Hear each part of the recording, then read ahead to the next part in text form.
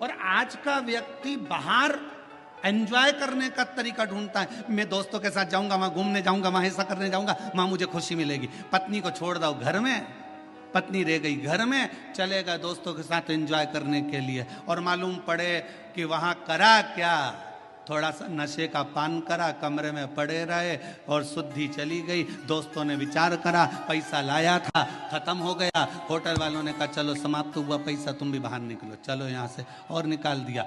अगर एंजॉय करना है, मेरे शिव जी कहते हैं अपनी अर्धांगिनी पार्वती के साथ शंकर भगवान विराजमान है, अपने बच्चों के साथ शिव जी विराजमान है, अपने परिवार के साथ शंकर भगवान विराजमान है। शिव जी कहना चाहते हैं कि अपनों के साथ में रहकर जो खुशी का आनंद है वो आनंद दुनिया में कहीं नहीं मिल सकता है। अपनों की श्रेष्ठता में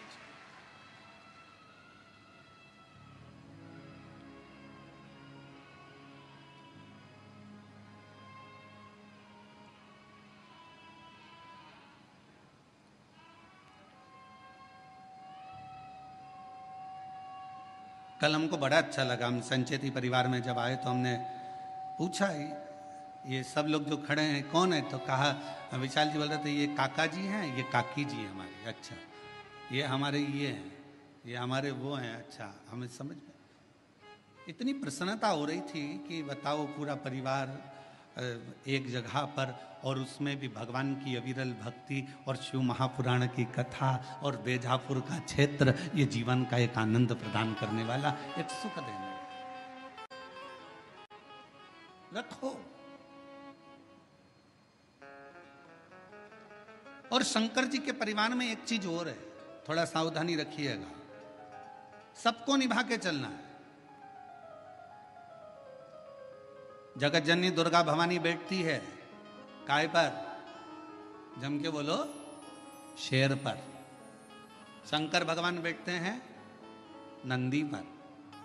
शिव जी के गले में सर्प, गणेश जी चूहे पर, कार्तिकेय जी, अरे बोलते तो जाओ, मोर पर।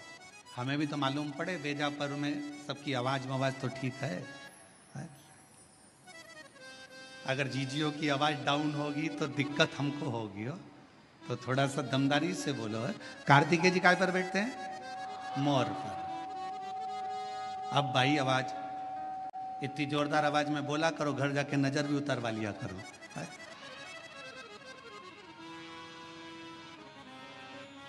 सब बैठे हैं।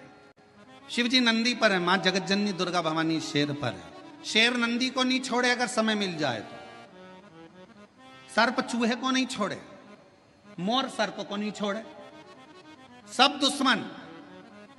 पर घर में एक बुजुर्ग, घर में एक बड़ा ऐसा होता है, उस बुजुर्ग के, उस बड़े के होने का सबसे बड़ा फल यह होता है कि शेर नंदी को नहीं, सर्प चूहे को नहीं, मोर सर्प को नहीं खा सकता, क्योंकि वहां बुजुर्ग का कंट्रोल, घर के बड़े का एक संयम इतना प्रबल होता है कि एक दूसरे को कोई नुकसान नहीं पहुंचा सकता।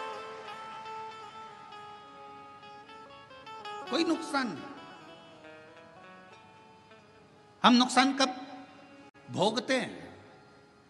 शिव महापुराण की कथा में बीड़ में एक बात कही थी, जब अपने घर के लोगों की बात, अपने माता पिता की बात, अपने घर के बुजुर्गों की बात जब आपको बुरी लगने लगे और बाहर के लोगों की बात आपको अच्छी लगने लगे, तो समझ लेना कि तुम्हारे विनाश का समय आ गया। ये निश्चित है। घर के लोगों की बात, माँ ने कुछ कहा तुम्हें बुरा लग गया, पिताजी ने कुछ कहा तुम्हें बुरा लग गया, काका जी कुछ बोले तुम्हें बुरा लग गया, ताऊ कुछ बोले तुम्हें बुरा लग गया। घर के लोगों की बात जब तुम्हें बुरी लगने लगे और बाहर के दोस्त बोल रहे हैं, सहेली बोल रही है, बेस्ट फ्रेंड बोल रही है, तो तुम्हें अच्छा लग रहा है, समझ लेना कि तुम्हारा विनाश का समय निश्चित आ गया है। शिव पुराण कहती है कि जब जब मेरे भोलेनाथ, जब जब मेरे शंकर, जब जब मेरे करुणा सागर, जब जब मेरे शिव, जब जब मेरे भगवान भोलेनाथ अपने बच्चों को भटकता हुआ देखते थे, तब तब मेरे शिव कुछ ना कुछ कहने के लिए आतुर हो जाते थे। शिव की आतुरता रहती, शंकर की।